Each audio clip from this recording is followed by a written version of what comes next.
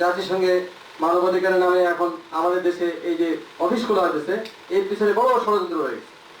প্রথমটা জিনিস দেখেন, কোন দেশে কেউ যে কোনো অফিস করতে গেলে, যেমন আমাদের এই সিটিতে যদি কেউ দোকানদারি করতে হয়, তাহলে মালিক সমিতির একটা নিয়ম নীতি মেনে চলতে হবে।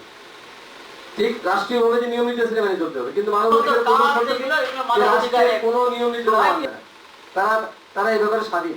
তার মানে তারা কোনো অন্যায় করলে তার কোনো বিচার করা যাবে না। সন্ত্রাস দমন হয় না, এই ইসলামকে দমন করার জন্য এই আমরা নতুন চাল শুরু করেছি। আমরা এই সরকারের এই নতুন চাল আমরা ফেলে না।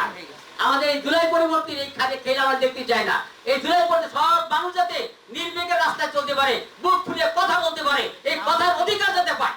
কিন্তু আমরা যদি কন্ট্রোল করতে চাই, যদি আবার সে ফ্যাসিস্ট সরকারের মতো, তা আমরা এই সরকারের বিরুদ্ধে আমরা আন্দোলন শুরু করবো, যদি আমাদের কন্ট্রোল করতে চাই। কারণ আমরা স্বাধীন দেশ, আমরা স্বাধীনভাবে কথা বলবো, অন্যায়ের বিরুদ্ধে কথা বলবো, চাঁদাবাজের বিরুদ্ধে কথা বলবো, মাদকের বিরুদ্ধে কথা বলবো, প্রশাসনের দুর্নীতির বিরুদ্ধে কথা বলবো। এটা কথা বলা আমাদের অধিকার, আমাদের নৈতিক অধিকার।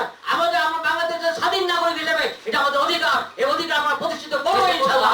আমরা কোনো দুর্নীতিবাজকে, কোনো মাদক সেবীকে, কোনো চাঁদাবাজকে আমরা দেখতে চাই না আমাদের এই বাংলাদেশে। এজন্য আমরা ইনশাআল্লাহ أعوذ بالله